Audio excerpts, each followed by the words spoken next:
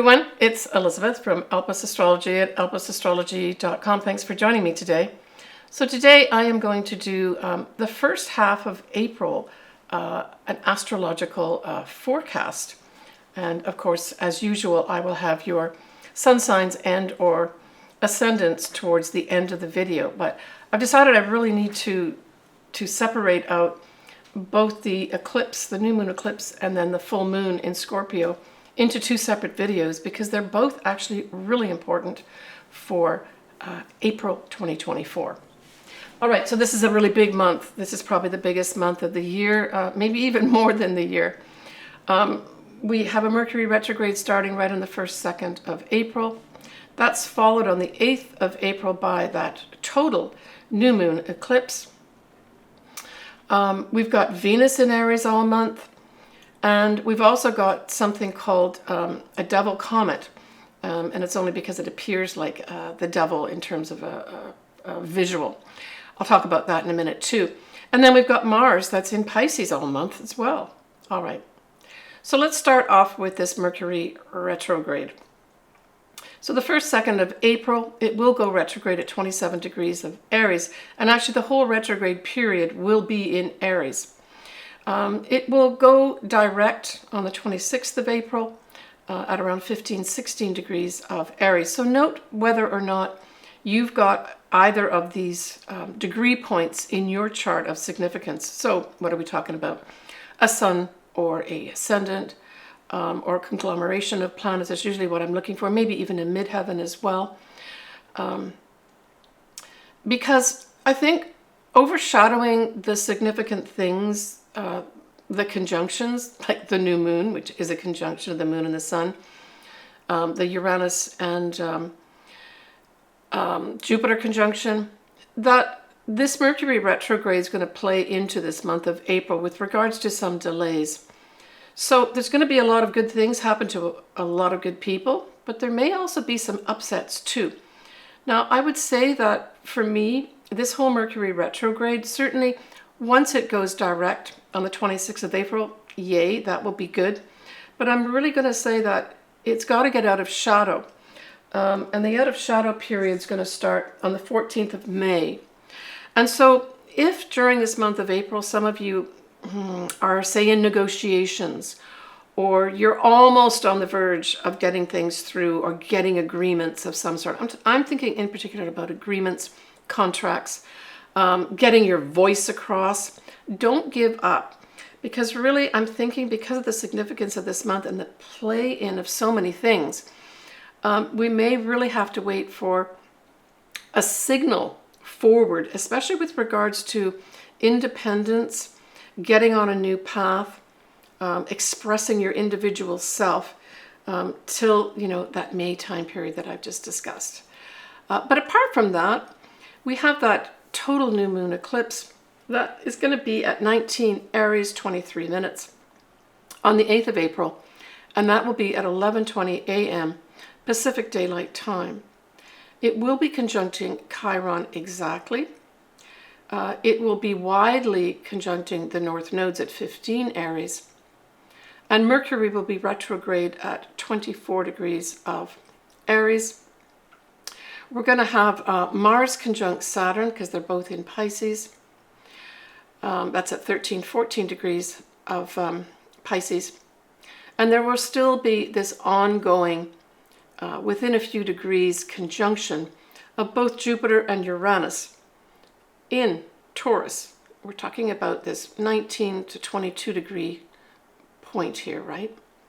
So really, if you look at the chart here, you can see that Aries is just stacked with regards to influence of any of these planets or luminaries, right? So Aries for sure. And I would say probably all Aries, whether it's an Aries ascendant or Aries sun sign, that you're going to be having some positive change here of some sort, wherever this falls in your chart, right?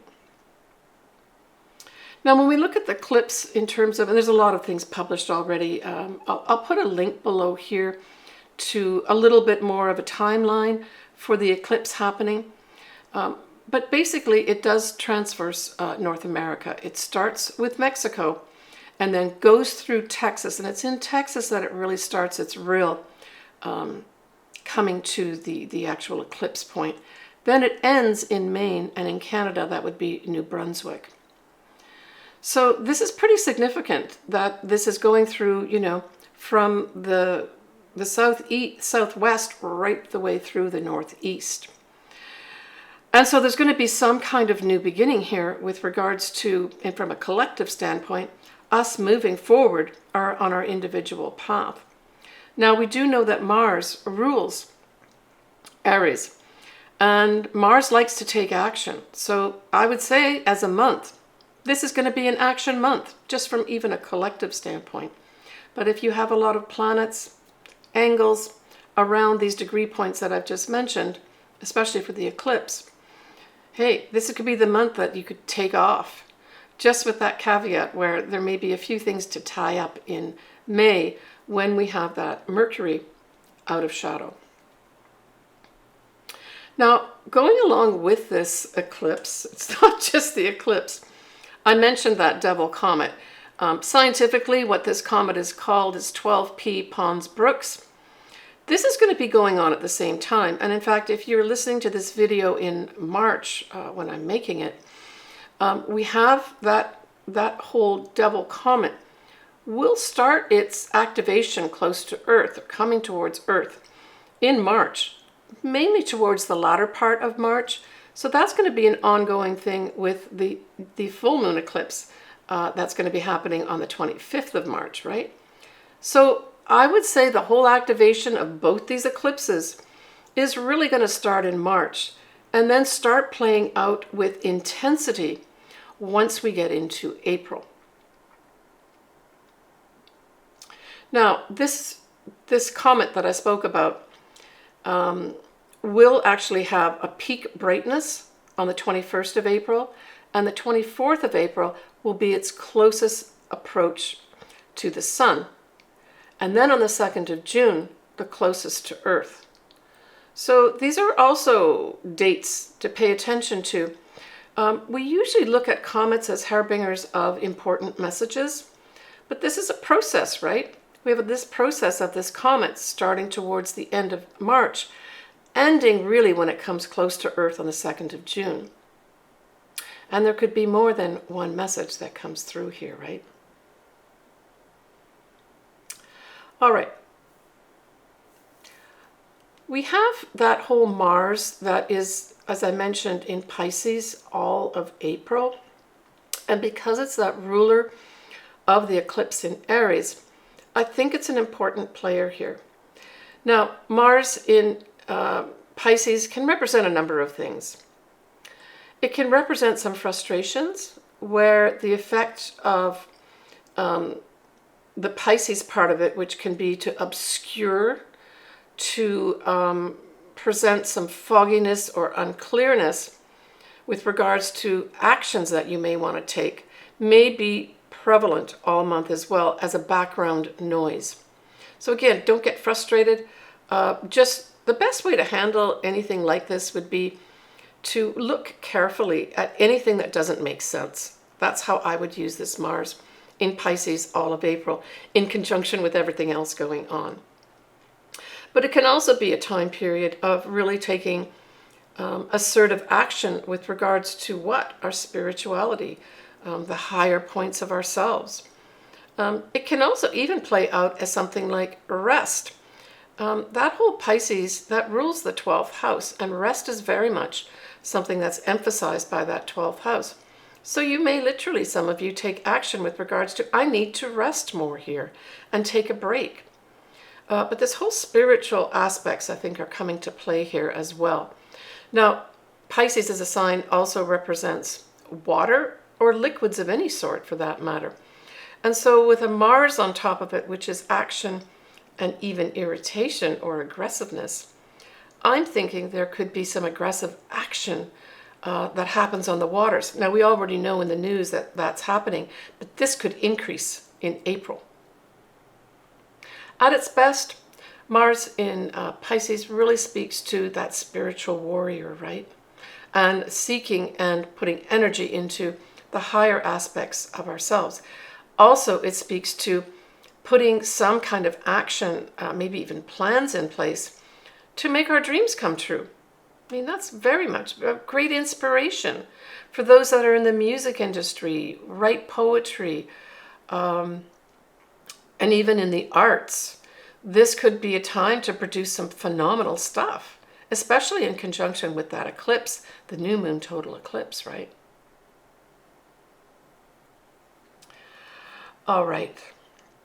The 11th of April, we will have Mars conjunct Saturn at 14 degrees of Pisces. And so look to the southeast sky just before sunrise. You'll see both these planets. You should be able to see them both with your eye, but if you've got binoculars or a telescope, that would be awesome too. But to me, this really emphasizes this whole idea of, because it's in Pisces, this can also represent, this idealism in religion. And so this may also come to the front. But Mars likes to put action. And Saturn says, no, we got to stop here. But favorably, you could put Mars with Saturn and break up structures that need to be broken up. And in Pisces, we're really looking at these idealistic religions. That type of thing, I think, could really come to the fore here, where there may be some aggressive action to do with that somehow. But this can just on its own represent breaking apart structures, right?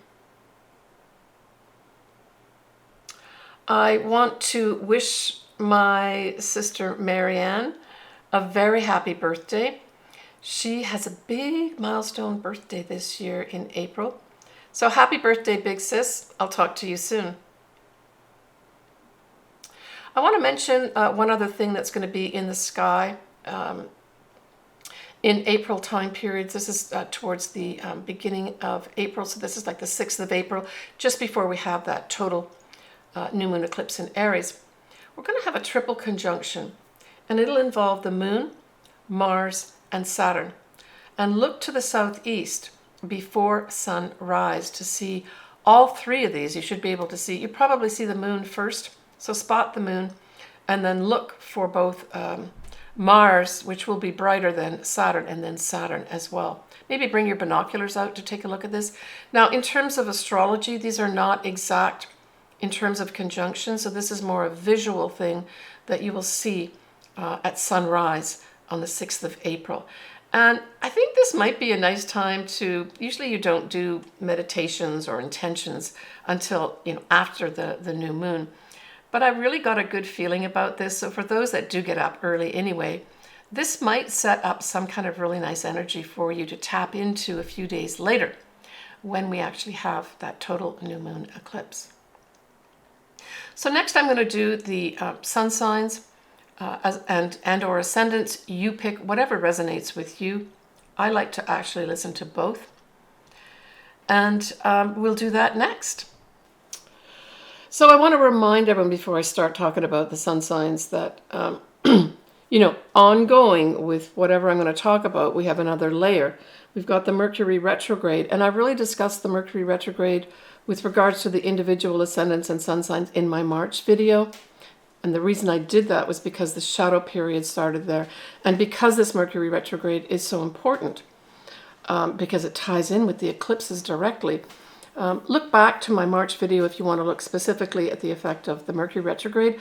But understand for all signs, we've got the Mercury retrograde going on until the 26th of April. And then we still have to have it go out of shadow, and that's till the 14th of May. So just bear that in mind. Mercury retrogrades always ask us to rethink things, maybe even to redo things, rewrite things, consider things, that type of thing, right? And that we've got that whole comet called, the Devil Comet, that's also going to be going on, not only for April, but right the way through the beginning of June, bringing us some important messages, right? So when you think about it, the comet's bringing messages, Mercury retrograde's asking us to rethink or redo things, right? Okay, so just bear that in mind. So we're going to start off with you, Aries. because this is your new moon, Aries. And so it's a total eclipse. You've got, this is your time of the year to make things happen potentially. And like I said, we do have a Mercury retrograde going on, but hey, Aries, you also have Venus in your sign too. And Venus is direct the whole month, and it covers almost all the month too. So what is that going to bring in? Venus likes to attract, right? Venus likes to make things sweet. Venus can take those sharp edges off whatever might be happening in April. It can bring in love for us. It can bring in money for us. It can increase our value. So Aries, this could be a pivotal month, maybe for your whole career, if that's something that you want to change, or anything in your life that you think is important for you to be independent on, to express your individual self, to forge that maybe road that you want to go on, to pioneer anything that you really have wanted to do maybe for some time. This is the time to do it. We're talking here about the 8th of April.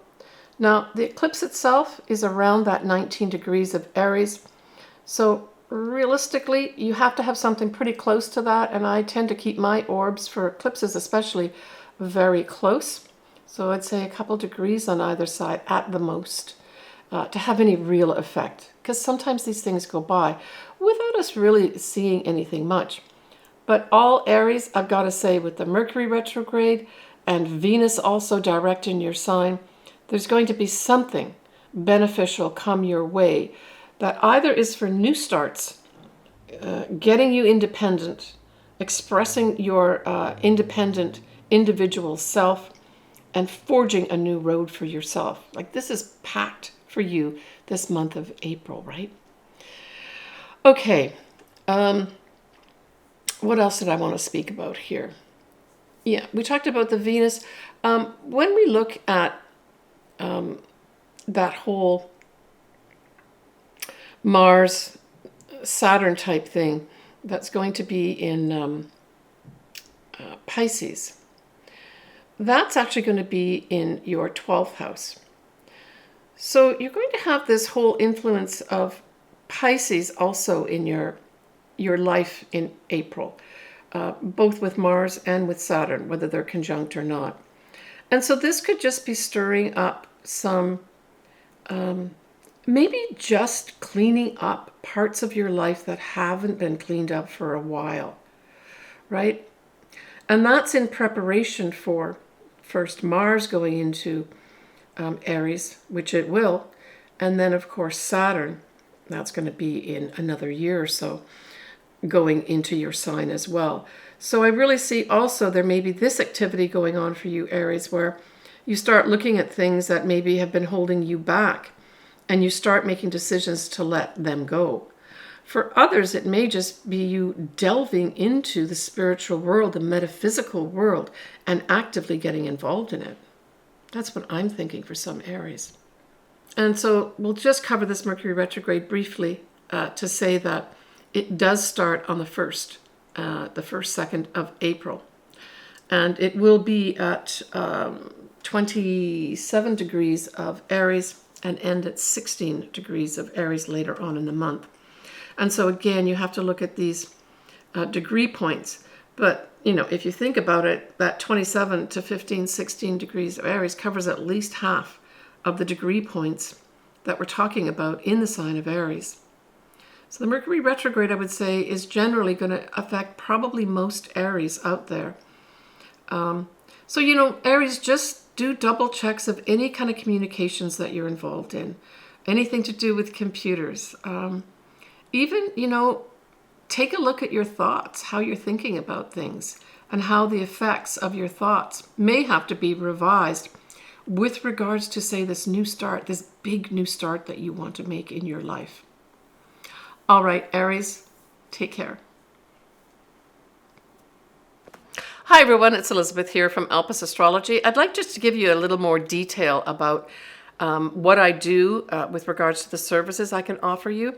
Certainly, I suggest that if you've not had your chart ever done, this would be a good time to do it. contact me. All my contact details are below, and we can talk to each other back and forth and arrange something for you. So I offer different services. I offer a full astrology report for 2 of my services. One is where I look at both your natal chart and your progress chart in detail. I accompany that with a physical chart, as well as your charts that I'm looking at for that year. I do what's called a transit chart, which really involves your progressed chart for that year in combination with your natal chart. I give you a report for that as well. Typically, I'd be updating an existing report for you. I have a lot of clients that come back to me yearly. And then the other service that I offer is a combination of taking a quick look at the astrology. Typically, it would be a year or 2 year, what stands out for me, looking at that, and then adding in at the end a tarot card reading to accompany it. I record that and send that to you pre-recorded. So that's not a live session. The other 2 that I do are live session. And then I offer obviously custom. I do a lot of picking marriage dates, compatibility. I typically use what are called Davison charts or synastry as well, where I can combine 2 charts to see how do these 2 charts of these people work together. More often, it's going to be sort of romantic relationships, but it can also be business relationships too. How well do we work together type thing by producing one chart. So I do all that. As I said, I would love to do your chart. Contact me below, and we can work together to make that happen for you.